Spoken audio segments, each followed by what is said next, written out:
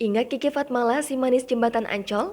Kabarnya kini usai divonis idap kanker stadium 4. Masih ingat dengan Kiki Fatmala, pemeran di sinetron si manis jembatan Ancol? Kiki Fatmala tak lepas identik dengan film Malu-Malu Mau sampai sinetron si manis jembatan Ancol hingga dengan peran-peran yang hot. Wanita keturunan Sunda Pakistan ini tidak pernah setengah-setengah dalam menekuni profesinya sebagai aktris.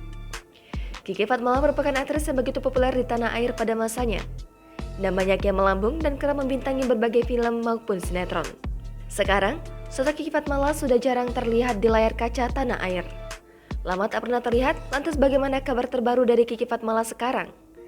Namun baru-baru ini, publik dikejutkan terkait kondisi kesehatannya. Kiki menyampaikan dirinya pertama kali didiagnosis mengalami kanker paru-paru stadium 4 pada 19 November 2021.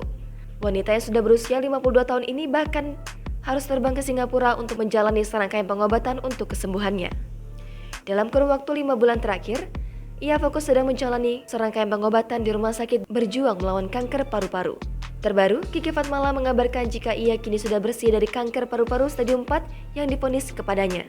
Meski sempat menderita penyakit membahayakan, dalam beberapa potretnya di masa lalu, Kiki seolah tak memperlihatkan rasa sakitnya itu.